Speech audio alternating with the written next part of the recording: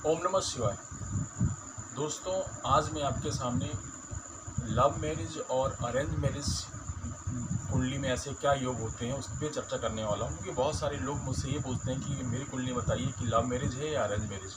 तो इसमें जो है ग्रह दशाओं पे किस तरह से मतलब जो है लव मैरिज होगा और किस ग्रह दशाओं के कारण अरेंज मैरिज होगा, इस पर चर्चा करते हैं। तो उसके लिए मैंने एक एग्जाम्पल लेके आया है। ये एग्जाम्पल जो है ये लव मैरिज का एग्जाम्पल है। तो इसमें देखिए क्या ऐसे योग बने जिससे कि इनकी लव मैरिज हुई, तो इसके अपन चर्चा करेंगे।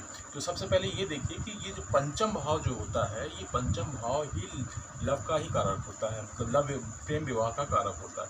तो देखिए इसमें क्या है, ये इसमें कुंभ राशि है। कुंभ राशि के जो स्वामी होते हैं वो शनि होते हैं, और शनि देखिए कहाँ बैठे हैं, यहाँ पे है ना, लाभ स्थान पे। और दूसरा ये विवाह का घर होता है, ये आपका प्रेम विवाह का, और ये विवाह का, प्रेम का, ये विवाह का। तो ये इनका इसका जब स्वामी, इसका स्वामी ये देखिए मेष राशि है, मेष राशि के स्वामी मंगल है यहाँ।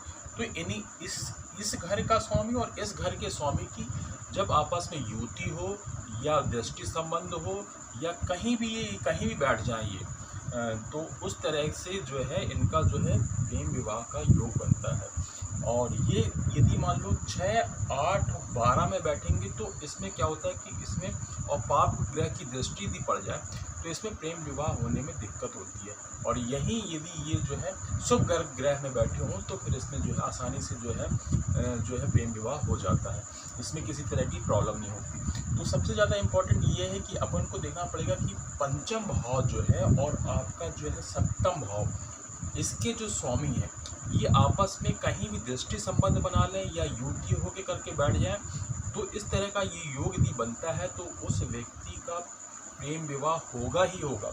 तो इसमें देखिए, इसमें प्रत्यक्ष उदाहरण है, इनका प्रेम विवाह हुआ भी है, इसलिए मैं इनकी कुंडली आपके पास लेके आया हूँ। देखिए इसका जो स्वामी यहाँ बैठे हुए हैं और इसके स्वामी यहाँ युति बना रहे हैं, साथ साथ गुरु एक शुभ ग्रह बैठे हैं, पाप ग्रह राहु जरूर बैठे हैं, तो कहीं ना कहीं थोड़ी सी प्रॉब्लम आती है। तो इस तरह से यदि मान लो ये इस तरह का योग बनता है तो ये योग आपकी लग्न कुंडली में भी बने और नवांश कुंडली में बने, दोनों में बनना चाहिए। दोनों में बनते हैं तो ये कंफर्म हो जाता है कि जातक का जो है प्रेम विवाह होगा ही होगा और अच्छे से होगा।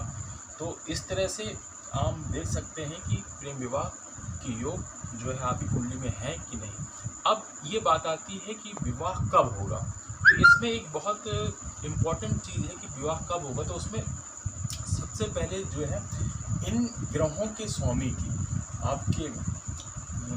आपका ये विवाह का घर है। इस ग्रह में जितने ग्रह बैठे हुए हैं और जितने ग्रहों की दृष्टि पड़ रही है, और यही चीज़ आप नवांश में भी देख सकते हैं। तो नवांश में भी जो ग्रह बैठे हैं और उन ग्रहों की इसमें जितने ग्रहों की दृष्टि पड़ रही है, और कर्म भाव के स्वामी, नवांश में कर्म भाव के स्वामी उसका महादशा, अंतरदशा, प्रत्यंतर दशा और सूक्ष्म दशा, इन सब में यदि ये ग्रह आ जाएं तो वो टाइम जो होता है आपके विवाह की शुरुआत होती है, यानी आपका जो विवाह तय हो जाता है।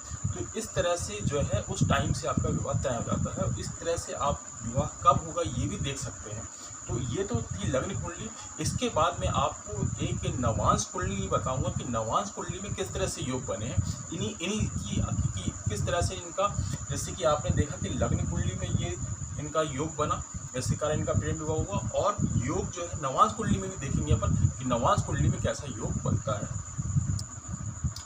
देखिए उन्हीं जातक की ये नवांश कुंडली है, जिस जातक की अपनी लग्न कुंडली बनाई थी उन्हीं की ये नवांश कुंडली है। नवांश कुंडली में देखिए ये पंचम भाव में यहाँ पे देखिए तुला राशि है, और तुला राशि के स्वामी शुक्र हैं। शुक्र कहाँ बैठे हुए हैं, यहाँ बैठे हुए हैं। अब शुक्र जो बैठे हुए हैं, और इसमें जो है ये देखिए सप्तम भाव में ये धनु राशि है, और धनु राशि के जो है स्वामी है गुरु, और गुरु कहाँ बैठ गए हैं आपके, यहाँ बैठ गए। तो गुरु की यहाँ से पंचम दृष्टि देखिए, 1, 2, 3, 4, 5 पंचम दृष्टि यह है शुक्र को पड़ रही है, यानी इस भाव के स्वामी का दृष्टि संबंध हो रहा है, नवांश कुंडली में भी हो रहा है। तो ये इस तरह का ये जो नवांश कुंडली में ये हो रहा है, तो ये भी एक प्रेम विवाह का जो है सूचक है। तो इस तरह से दोनों कुंडली में, आप लग्न कुंडली में और नवांश कुंडली में इस तरह का यदि योग बनते हैं तो कंफर्म हो जाता है कि इस जातक का जो है प्रेम विवाह होगा ही होगा। और ये यदि शुभ ग्रह में बने तो बगैर दिक्कत के ही हो जाता है।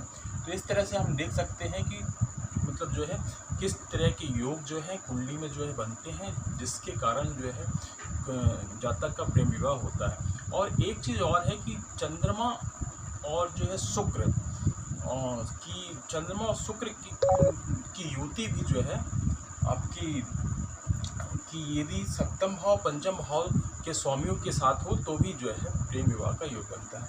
और इस तरह के योग जो है जातक की कुंडली में प्रेम विवाह के योग जो है बनते हैं। तो इस तरह से आप भी अपनी कुंडली में चेक कर सकते हैं कि किस तरह के योग आपकी कुंडली में हैं, जिस कारण से आपका प्रेम विवाह हो या अरेंज मैरिज हो। यदि ये योग नहीं होंगे तो आपकी अरेंज मैरिज होगी। इस तरह से आप चेक कर सकते हैं कि आपकी कुंडली में किस तरह के योग बन रहे हैं। तो इस तरह का जो है इसके लिए आप मुझे डेट ऑफ बर्थ, टाइम और प्लेस यदि आप चेक कराना चाहते हैं तो डेट ऑफ बर्थ, टाइम और प्लेस मुझे सेंड करें, जिससे मैं आपकी कुंडली का विश्लेषण कर सकूं कि आपकी कुंडली में किस तरह के योग बने हुए हैं। तो इतने कहने के बाद धन्यवाद दोस्तों।